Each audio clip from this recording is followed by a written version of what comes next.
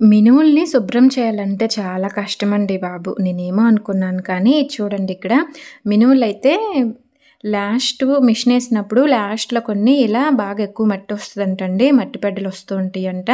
ఇప్పుడు మా అమ్మ, నాన్నలైతే ఈ మట్టి పెడ్డల్ని సెపరేట్ చేయటానికి ఈ జల్లెడ తీసుకొచ్చి ఇలా జల్లెడ పడుతున్నారండి. ఇది మినుములు జల్లెడ పట్టుకునే దాంట్లో ఒక రకం జల్లెడంట. పైన వచ్చేసి మట్టి పెడ్డలు ఉంటాయంటండి. కిందేమో మినుములు జారి పడతాయంట. ఇదిగో చూడండి వచ్చిన మట్టి పెడ్డలన్నీ ఇలా ఒక పక్కకేస్తున్నారు. అన్నిట్లో ఇలానే ఉన్నాయా మట్టి పెడ్డలని మా అమ్మని అడిగాను. లేదు లాస్ట్‌లో ఒక మూట 2 మూటలు ఇలా మట్టి పెడ్డలు వచ్చినాయి. మిషన్‌లో ఒక పక్కకు ఉంటాయి. లాస్ట్‌లో వచ్చినాయి అని అయితే చెప్పింది మా అమ్మ. ఇగో ఇవన్నీ మినుములేనండి. ఈ సంవత్సరం మా చేలో పండిన మినుములు అనమాట. రేటు సరిగా లేదని ఈ మినుములు అయితే ఇంకా అమ్మలేదు. మినుములు పంట ఏమో పొలంలో ఉన్నప్పుడు రేటు బాగుంటుందండి. పంట కష్టపడి ఇంటికి తీసుకొచ్చుకునేసరికి రేట్ అంతా తగ్గిపోతుందన్నమాట. రేట్ అయితే తగ్గిందని మినుములైతే అలానే ఉంచారు. ఇంకా అమ్మలేదన్నమాట. చూడండి ఇక్కడైతే ఇంకా ఒక మూట అయితే మొత్తం ఇలా జల్లెడ పెట్టి శుభ్రం చేయాలని చేస్తున్నారండి. ఇంక ఈరోజు ఈ మినుములైతే శుభ్రం చేస్తారనమాట. వీడియో అయితే అదే అండి, చూడండి లాస్ట్ వరకు. తర్వాత వచ్చేసి ఇంకొక జల్లెడ తీసుకొచ్చి జల్లెడ పడతారంటండి. దాంట్లో ఓన్లీ మినుములు ఉంటాయంట. కిందేమో డస్ట్ పడుతుందంట. చిన్న చిన్న మట్టి పెడ్డలు అలాంటివన్నీ పడతాయంట. ఇదిగో ఒక పెద్ద బొచ్చుకైతే వచ్చిందండి మట్టి పెడ్డలు. ఇదిగో ఇలా అయితే ఈ మినుములు శుభ్రమైనయండి. వీటిని మళ్ళీ శుభ్రం చేయాలన్నమాట. ఆ జల్లెడ పక్కన పెట్టేసి ఇంకొక జల్లెడ అయితే ఉంది. ఇంట్లో అయితే పట్టరండి అవి, డస్ట్ బాగా వస్తుందని ఇక బయటికి తీసుకెళ్దామని అయితే అంటున్నారు. అసలు ఫస్టే బయట పడతామన్నారులేండి. నేనే ఇంట్లో పట్టండి ఏం కాదన్నాను. కాకపోతే కొంచెం ఎండగా ఉందన్నమాట బయట. అందుకని ఇంట్లో పట్టమంటే ఇంట్లో డస్ట్ మామూలుగా రావట్లేదు. ఇక వద్దులే అని మొత్తం ఎత్తి ఇదిగో ఈ గోతంకి అయితే వెతుతున్నాను అనమాట.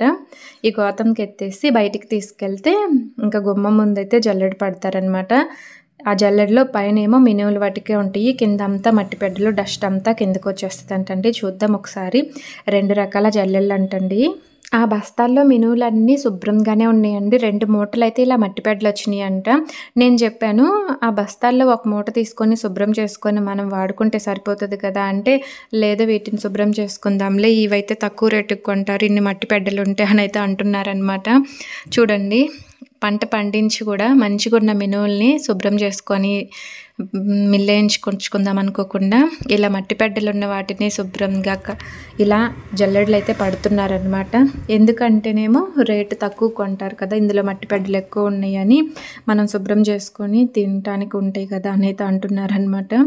చూడండి ఇదిగో ఇక్కడైతే ఇంకొక జల్లెడలు అయితే పట్టేస్తున్నారండి. కిందంతా డస్ట్ పడింది. ఆ జల్లెడ పైన ఏమో మినుములు ఉన్నాయి. ఇప్పుడు ఇందులో అయితే ఒక బకెట్లో వేస్తున్నారండి వీటిని. నీళ్ళు ఉన్నాయి ఈ బకెట్లో. ఆ బకెట్లో వేసి మళ్ళీ శుభ్రంగా కడిగేయాలన్నమాట. ఇంకా ఏవైనా మట్టి పెడ్డలు ఉంటే నీట్గా క్లీన్ అయిపోతాయి. నీట్గా క్లీన్ అయిపోయేంతవరకు వీటిని కడుగుతూనే ఉండాలండి.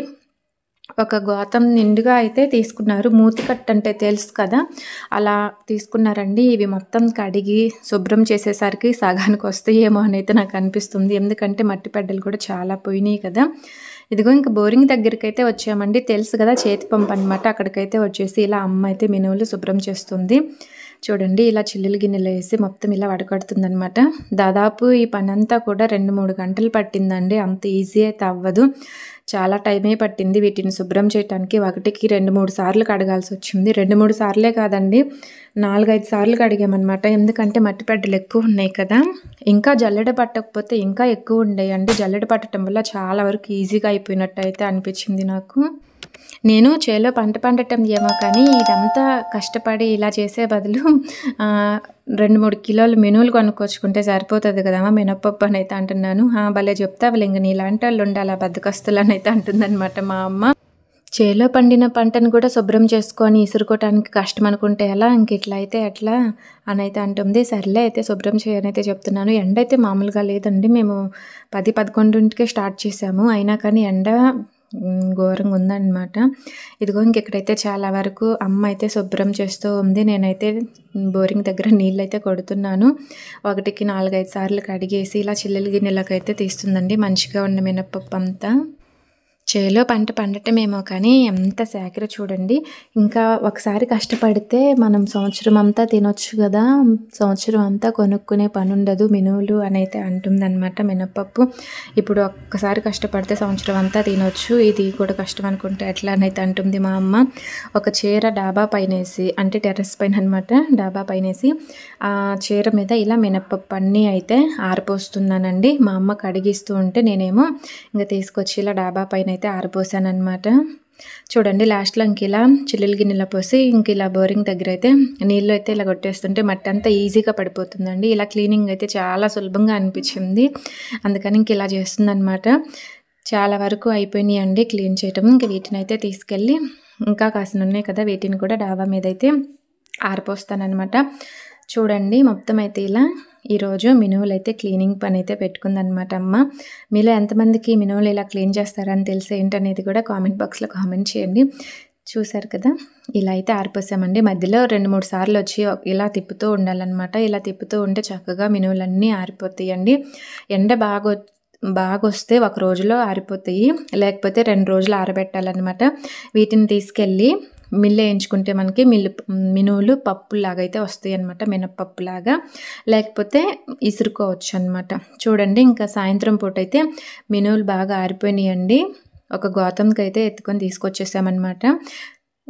ఇవన్నీ కూడా సగం గోతానికైతే వచ్చినాయండి. ఫుల్ గోతం క్లీన్ చేస్తే సగం గోతంకి వచ్చినాయి అనమాట మినుములు. ఈ వీడియో అయితే మీకు ఎలా అనిపించింది ఏంటనేది చెప్పండి. వీడియో నచ్చితే లైక్ చేయండి, షేర్ చేయండి, మన ఛానల్ని సబ్స్క్రైబ్ చేసుకోండి. Thank you for watching. మరొక మంచి వీడియోతో కలుద్దాము. Bye bye.